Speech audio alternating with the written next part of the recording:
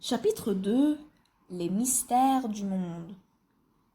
Les jours passent. Un matin, Lily cherche des trèfles à 4 feuilles sur la pelouse, tandis que Pompon essaye d'attraper des papillons.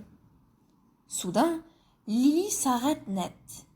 Elle vient d'apercevoir une immense toile d'araignée suspendue entre 2 massifs de roses. « On dirait de la dentelle !» s'exclame-t-elle. Au centre de la toile, elle découvre bientôt une mouche entortillée dans le fil. « Qu'est-ce qu'elle fait là, celle-là ?»« L'araignée va la manger, » dit tranquillement Pompon. « Mais c'est affreux !»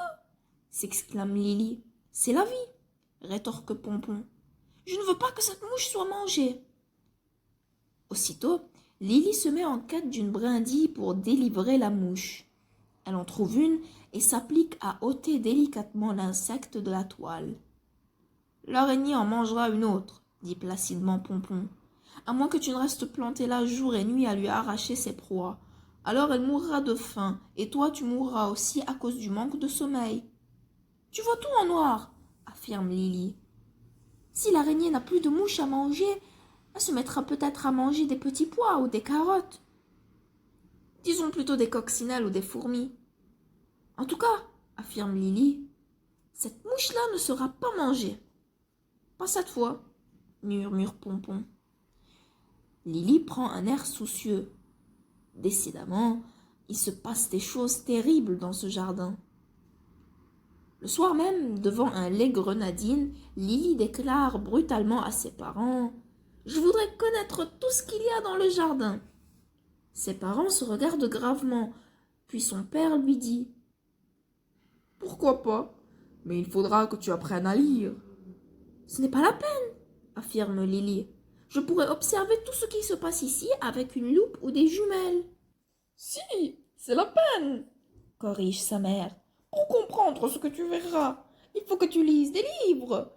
Et si tu veux prendre des notes pour te souvenir de ce que tu auras lu, il faudra aussi que tu apprennes à écrire. » Ta mère a raison.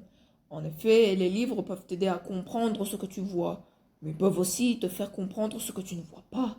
Il y a des êtres vivants si petits qu'on ne peut les voir ni à l'œil nu, ni à la loupe. Il faut prendre un microscope pour les observer. « Mais si on ne les voit pas, » s'inquiète Lily, « on peut marcher dessus sans le savoir. »« Certainement. » Lily fronce les sourcils. Décidément, le monde est mal fait. « Je veux tout connaître du monde, » lance-t-elle. « Personne ne peut tout connaître du monde, ma chérie, » lui dit sa mère. « Même les savants ne savent pas tout. » Lily a l'air dubitative. Elle est convaincue qu'elle, Lily de la Feuille, arrivera à tout connaître. Son père lui montre des livres de botanique et de zoologie.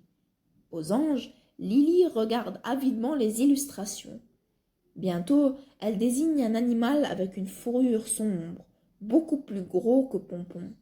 « Qu'est-ce que c'est ?»« Son nom est écrit sous l'image, » lui dit malicieusement son père. « Tu n'as qu'à le lire. »« Mais je ne comprends rien, ces petits bâtons noirs, » dit Lily agacée. « Chaque dessin représente une lettre, » explique son père. « Les lettres sont groupées ensemble pour faire des mots, et chaque mot veut dire quelque chose. »« C'est comme un jeu de devinettes, » s'exclame Lily. « L-O-U-P, loup, » lit son père. « Cet animal est un loup. » Comme il aurait dit, cet animal est un ours ou une limace. Monsieur de la Feuille est tellement excité d'apprendre à lire à sa fille qu'il en oublie de lui dire que cet animal est dangereux. « Je veux apprendre à lire tout de suite !» s'écrie Lily. Le soir même, Lily connaît les 26 lettres de l'alphabet et elle sait reconnaître certains mots comme chat, chien, souris, loup, serpent, écureuil. « Tu peux garder ce livre si tu veux, » lui dit son père. Lily emporte le livre dans sa chambre. Au bout de 8 jours, elle peut déchiffrer des phrases simples. Au bout d'1 mois, elle peut déchiffrer n'importe quelle phrase. Bientôt, elle pourra lire tous les livres de la maison. Elle jubile.